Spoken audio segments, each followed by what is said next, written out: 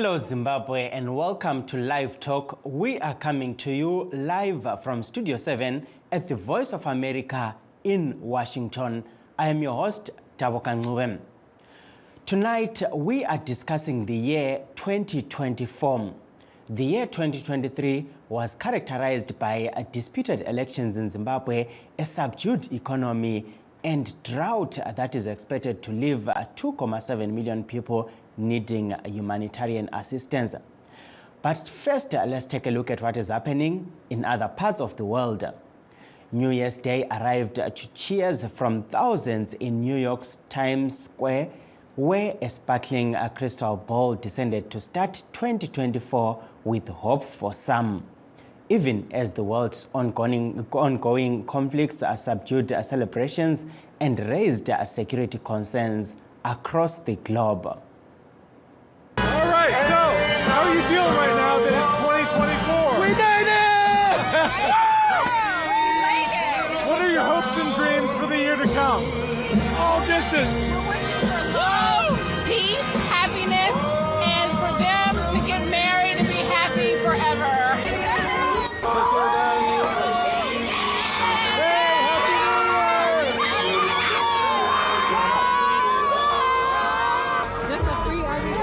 Don't let evil take you down. And continue to pray.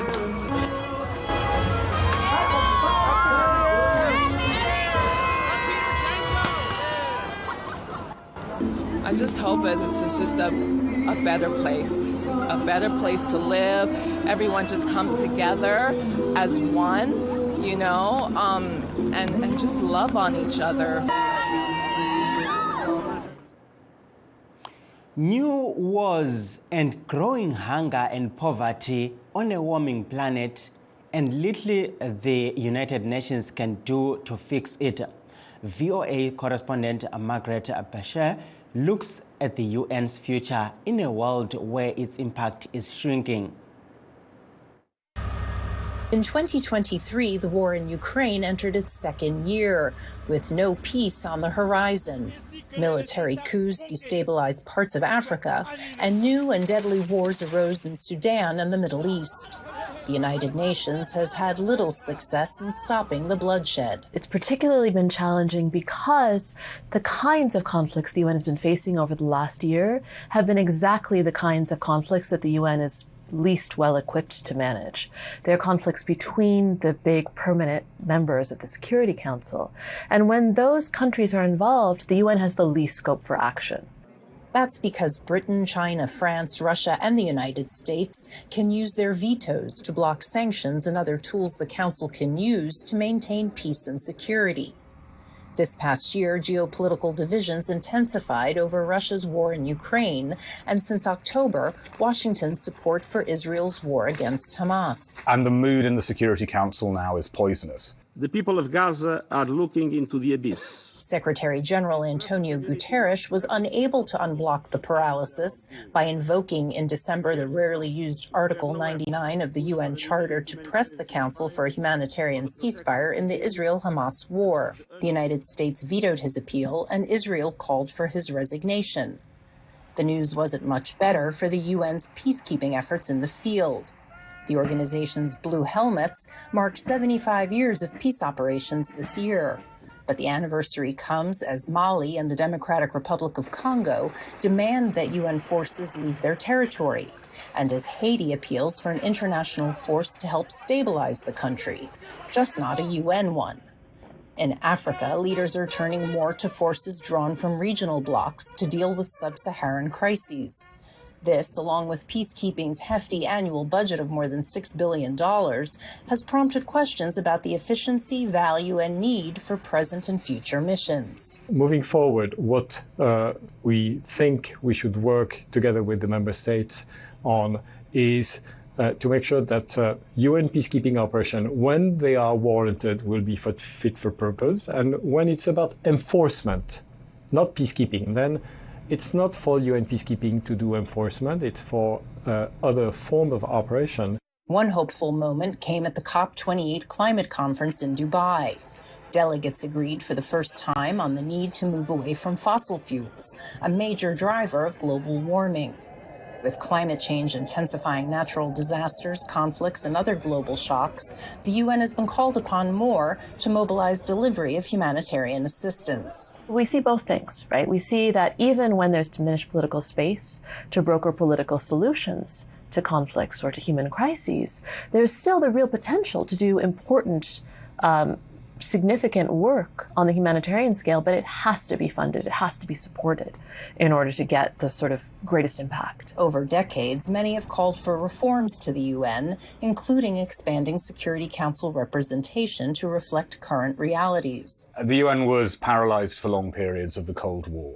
So the fact that it is once again going through a period of crisis doesn't mean that it's dead. I think there is a real need to think about the structures of the UN and how they could be changed. The problem, the analysts say, is there is little consensus on how to change the organization for the better. Margaret Bashir, VOA News, the United Nations. Israel said Monday it is withdrawing some soldiers from the Gaza Strip for training and rest as it looks to prepare for what officials have said will be a war against Hamas that will go for months. According to Reuters, at least 20,000 Palestinians have died in the Israel-Hamas war since October 7 last year. For those that have just joined us, we are streaming live on our Facebook pages, VOA Shona, VOA Studio 7, and VOA Ndebele. We are also live on YouTube, VOA Zimbabwe. Tonight, we are talking about 2024. What are your expectations this year? Observers say the economic situation in Zimbabwe will be worsened by a crippling drought caused by El Nino phenomenon. Please stay tuned as we take a brief break. In times of change, when the world seems uncertain, and what we hear doesn't reflect what we see, we seek the truth. When we are told only part of the story, we lose trust. In moments of crisis, our dreams, hopes, and wishes for a better tomorrow depends on a free press. At Voice of America, we bring you the stories that people take risks to see. We connect the world and unite it with truth. At Voice of America, we show you the whole picture.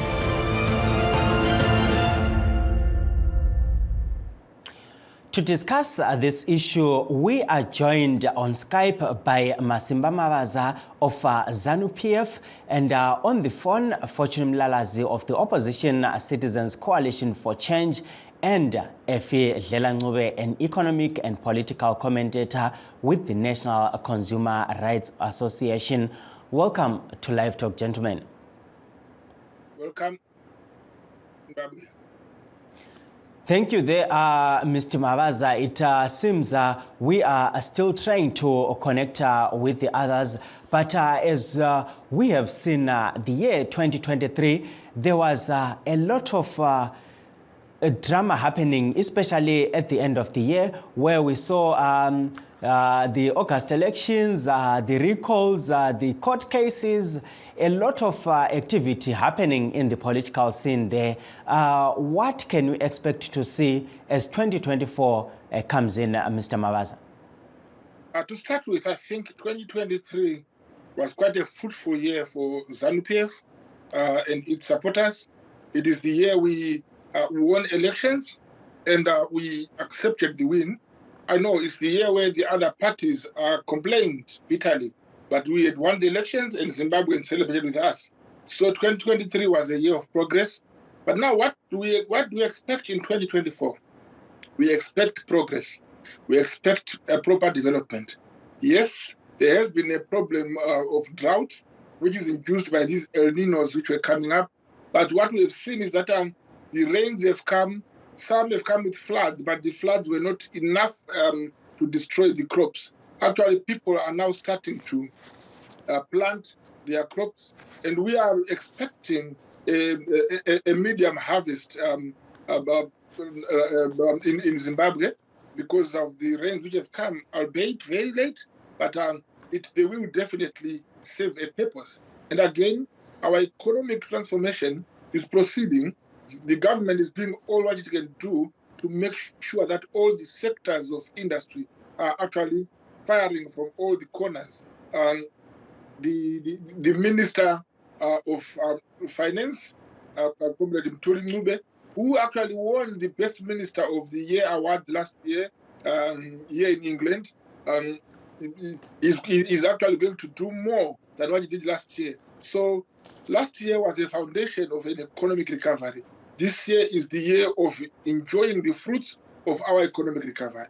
Things were tough a bit economically, but that is what happens. When you are plowing, it is tough to plow, it is tough to cultivate, but it is sweet and very sweet to eat. So this is the year of harvesting what we have been sweating and toiling for the past year. So 2024, it's a year of hope, a year of progress, and a year of industrial development, and a year of economical improvement and development in Zimbabwe. So we are looking forward to this year, which has started today with anxiety, excitement, and great expectation of great economic improvement for the country. Thank you there, Mr. Mavaza. We now have Mr. Efi Dlela Ncube on the phone. Welcome to LiveTalk, Ncube. Thank you very much. Good evening, good afternoon, depending on where you are. Thank you. We heard Mr. Mavaza talking about a year that is hopeful, and looking at consumers as someone who stands for consumer rights. We're looking at the year, what happened in the year 2023 and what we can expect in the year 2024. There's been an outcry by consumers on the price or prices of goods in Zimbabwe. What can we look forward to in the year 2024, Ncube? Well, thank you very much for the opportunity. I think I need to start by saying that the consumers in Zimbabwe are all citizens of Zimbabwe. Every one of the 16 or 17 million Zimbabweans. And before we talk about consumption, consumers, we talk about people who must have jobs, who must have access to jobs so that they may earn the necessary income to spend on goods and services. And that has been the greatest challenge for Zimbabweans over years, the absence of well-paying jobs, particularly given the fact that they are being paid, some of them in Zim dollars, in an economy that is completely dollarized. There is a disjuncture there. The second issue that is very important when it comes to what was happening is the state of the economy that has affected people right across the board. And of particular note is the state of pricing, the runaway prices in the economy, necessitated by the absence of certain fundamentals that must power price stability. For instance, the poor balance of payments, the shortage of the goods in the shelves, and other things really that has made it very difficult for people to plan their lives. And in 2024, we expect that the situation will continue unless something is done to fundamentally alter the economic trajectory of the country. And the key actor, the key factor there in altering the direction of the economy is to get our politics right. That's very, very important because the politics and the economy are interconnected throughout the world. It's not a miracle that you have a working economy that delivers stable prices, that delivers adequate foreign currency, that delivers the easier access to your cash, that delivers jobs, productivity, and all those things. It is because the politics is enabling that to happen. And unless we do that as well, we get our politics to be an enabler of productivity or price stability of local and international investment, then we are going to continue with the same trajectory of higher prices, price instability, shortage of cash, shortage of foreign currency, absence of jobs, and all the other things that really affect Zimbabweans in their totality. Thank you there, Mr. Ncube. Coming to you, Mr. Mlalazi, welcome to the program. And we have seen a lot of action, especially from the opposition, Triple C, a lot of court cases at the end of the year. What can we expect in the year 2024? Is there anything that is changing? Are there any changes that can bring a hope for Zimbabwe? Most people are saying no. We are not really interested in the politics. We want our lives to be transformed. What is the plan? Yes, thank you very much. Good evening to your listeners and Happy New Year to everyone. In Shona, they say Ngoma Ndio, which is unfortunately our situation. There isn't much to expect in the year 2024 as long as our politics is not sorted. Like what the previous speakers alluded to, that our economy is linked to our politics. Unfortunately, we have a bad leadership. Our biggest challenge in Zimbabwe is not we don't have an economic challenge. We have a political crisis. As long as we do not sort out our politics, as long as we do not put measures in place so that we can have fundamental freedoms restored to our citizens, we can expect what I call Ngoma Ndio, because what we have currently is a clueless leadership that does not have an understanding, or that doesn't have a clue forward. Thank you, Mr. Mlalazi. Tidzoke kwamuri vamavaza. You heard what the two gentlemen had to say. And you heard what the two gentlemen had to say. And for my next question to you will be, what has changed this year? Because they are saying no. Zvanga zvingori ndizvo zviri saka ngoma ndio mugore rino. What really has changed that can give you the certainty that this year is going to be a better year, looking at the politics and economics in Zimbabwe? The first point you must look at is you can make the year what you want it to be. It is so sad that we have got people like the last two speakers who are actually casting the doom light on above the economy of Zimbabwe. Now, let me tell you, everything has changed. We now have a hands-on leadership. What we had for the first 5 years of Comrade Ed's government was the foundation of development of our economy. Now, this coming 5 years, this year 2024, it's our first year of the last 5 years of the second term of President Mnangagwa. And again, we have made a lot of progress. Unfortunately, people who have got an opposition mind don't see the progress. The world saw the progress and awarded Tuli Ncube with the best African Minister of the Year, 2023. And whatever is done, which has made those people award him that, he's going to do more of it this year, and we are going to enjoy our economical growth. The economy is actually growing as we stand, regardless of the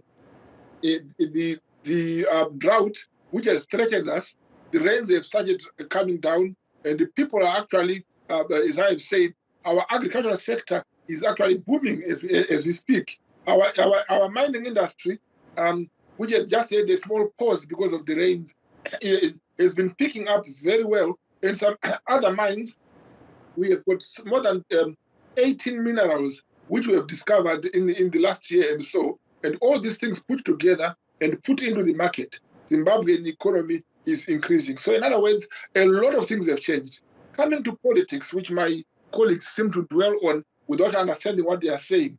Politics, the political situation of Zimbabwe has not affected our economy at all. our political situation has actually empowered our economy, has empowered the thinkers. The fact that ZANU-PF has won elections 2023, it gave us a continuity in developing our economy, a continuity in making Zimbabwe a better country again, which it is now. And again, when you look at it, the political confusion we have in Zimbabwe is only found in the camp of CCC, the opposition, where they are doing recalls and recalls, which are actually costing us a lot of funds. But recalls or no recalls, ZANU-PF's government is not stopping. It is continuing, making sure the people of Zimbabwe benefit from their leadership which they have elected. And again, from the economy, because we are a blessed country with such minerals, as we have said, and the rains, the heavens are smiling upon us as the rains thunder and wash away the drought. Zimbabwe is poised for economic success this coming 2024. Thank you. So this is a year of progress and not a year of... Thank you there, Mr. Mabaza. Fortunately, today we have Mr. Fidlela Ncube representing consumers. So he is not a politician, but he looks at issues around what the consumers are feeling in the economy. So I'll ask Mr. Ncube to come and respond to what you have been saying, Mr. Mabaza. Well, thank you very much. I think it's important to note that the economy, the growth that we are talking about in the economy is yet to translate into well-paying jobs that will give people enough disposable incomes to sustain quality living. What we are having is growth on paper that is yet to translate into the shelves in the supermarkets and the like. As my brother was saying, that the finance minister was named the African finance minister of the year and the like and the like. That is not translating into any changes to the people that are found in the deepest rural areas, marginalized from access to cash, from access to jobs and all those things. The reality is that a growth of 3, 4, 5% a year over a period of just 2 or 3 years is not enough to reverse the economic downturn, the economic crisis that has prevailed over decades now. It will take much, much more than what has been done so far to change the situation on the ground. First and foremost, we have a challenge of the fact that there is confusion on the ground as to which currency to use. The Zimbabwean dollar or any of the multiple foreign currencies that are prevailing in the market. We have a very huge challenge, what I would call competence challenge among Zimbabweans when it comes to the Zimbabwean dollar. You know that the pensioners are finding it extremely hard to access their cash, which they worked for over decades.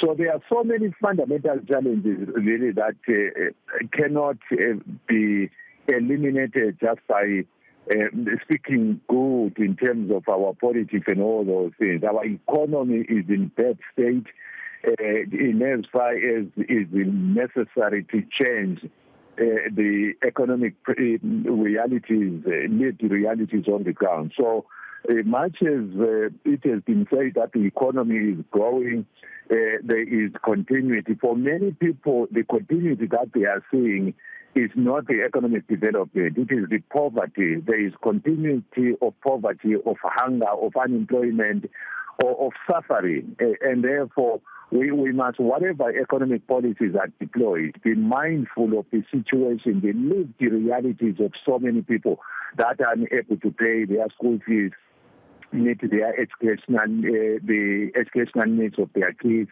meet the health care bills, meet the day-to-day or monthly rentals for wherever they are accommodated. These are challenges that are meeting the people of Zimbabwe on the ground. The growth that we are talking about is so far or just on paper, and nowhere near the pockets of the people, nowhere near touching the grandmother in Zaravani, the grandmother in Kireti, the grandmother in Choloto, the grandmother in Binga and the like. It is yet to translate to young people seeing economic opportunities, seeing jobs, well-paying jobs and so forth. We have thousands, millions of young people that have resorted to substance abuse because they can't access economic opportunities. That is the realities that the government must confront. Thank you, Mr. Ncube. There.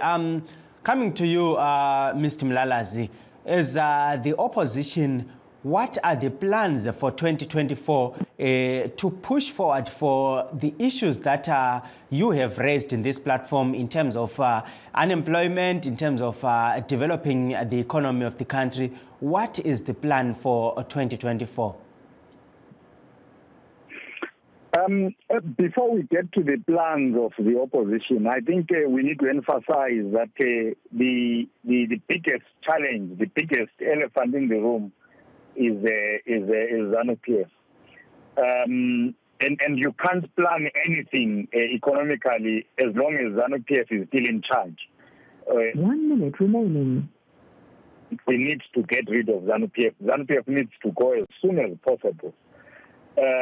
This is the same party that has turned us into Stone Age scavengers. This is the same party that has turned us into vendors. The whole of Zimbabwe, we have people vending. If people are not vending, they are looking for money to apply for passports so they can leave the country. That is what we've been turned into. So there isn't much that you can do as an opposition party in Zimbabwe, because we have seen over the years, since 1980, they will crush you. Their agenda, their policy towards the opposition parties is to crush.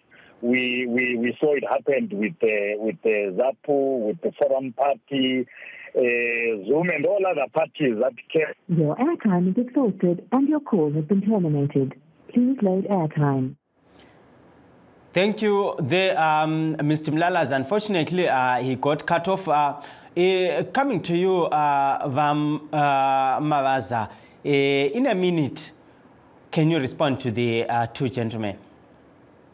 Yes, the first gentleman, the consumer, whatever person, I do agree with him that we are yet to see the development into practice. Yes, because today is the 1st of January. We can't see the fruits in one day, but for his own comfort, this is the beginning of the people to witness the comfort, to witness the fruits of the economic development. And again, it is a shame that we are told that ZANU-PF needs to be removed by a man from CCC who can't even imagine manage their own party.